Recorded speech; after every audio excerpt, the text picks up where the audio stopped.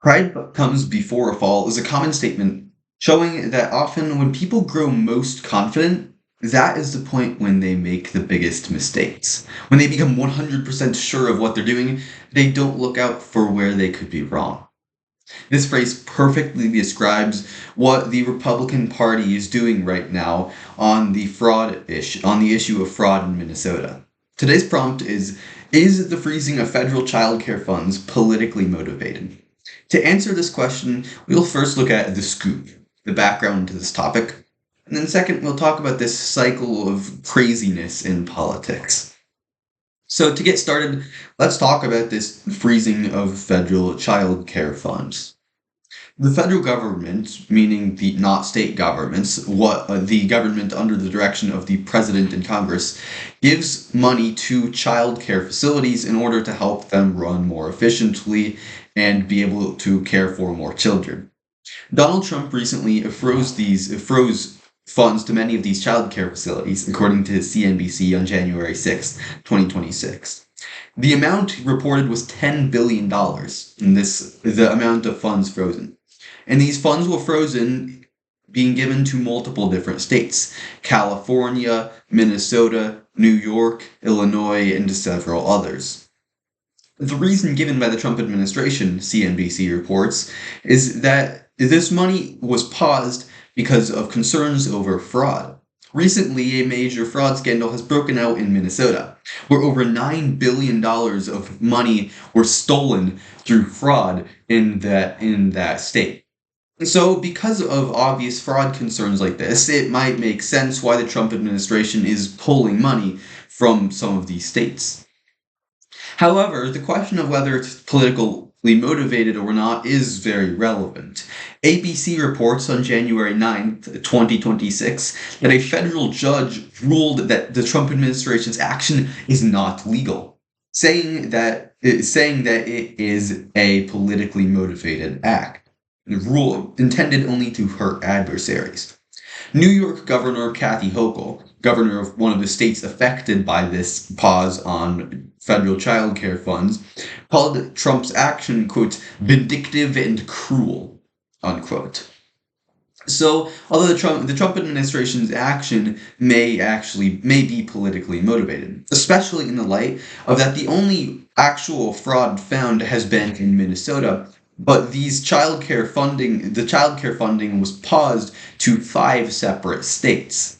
Now, and all of those states were Democrat-run states.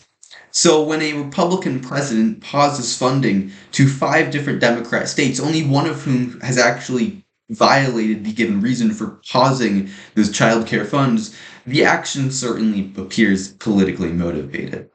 And this is unfortunately an ever-increasing theme in American politics. Obviously, fraud is bad. We don't want extreme fraud in government programs. But the Trump administration took a very obvious wrong, immense fraud in Minnesota, $9 billion worth, and turned it into an unpopular and unconstitutional action in pausing fraud to 5 separate states.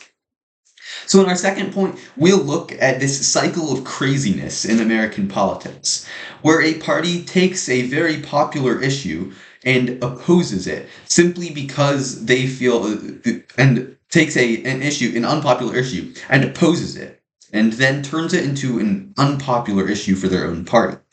The Republican Party, as we've seen, has done this on fraud, where they started off attacking fraud in Minnesota, which is obviously something that should be attacked, and turned it into something very unpopular.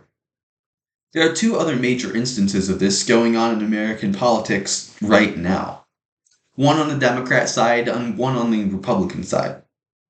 Let's start with the Democrat side. The Democrats have completely opposed Trump's foreign policy ever since he announced his major plan for tariffs. Now, tariffs are extremely unpopular with the American people. They raise prices, they're effectively a tax on consumers, and Trump's use of them, even against our allies, does not benefit the United States. This is obviously an unpopular opinion the Trump administration has taken. Democrats saw an opening, and they decided to attack his tariffs. But they went too far. Instead of only attacking his tariffs, they've now begun to attack nearly every single foreign policy position he's taken, including his desire for America to get Greenland, again, possibly an unpopular opinion, but then they've moved on to more popular topics, like the US's deposition of Maduro in Venezuela, or their attacks on Iran to destroy the terrorist government there. Because the Democrats saw an opening to attack Trump on foreign policy, they began to attack him vehemently. Their pride came before their fall, because now they're opposing very popular foreign policy actions taken by the Trump administration. Republicans are in a similar situation when it comes to illegal immigration. Nearly all Americans are opposed to illegal immigration. Illegal immigration is obviously not a good, it's a crime. And Republicans saw an opening when Democrats allowed open borders and millions of illegal immigrants to enter the country. Republicans began to attack Democrats on the issue, and it proved politically savvy. But Republicans took the issue too far. As Gallup polling reports in July 2025, there used to be a 47% approval for mass deportations. That means deportation of every single illegal immigrant. That approval rating has gone down to 38%, as Trump has continued to enforce his immigration agenda. Republicans and Democrats on foreign policy and on illegal immigration have taken a popular issue, and because of their pride and confidence in that issue, it instead became their downfall. And unfortunately, pride comes before a fall is a phrase that also perfectly describes the situation Republicans have had in freezing childcare funds. What could have been a beneficial crusade against fraud has instead turned into a vindictive political campaign.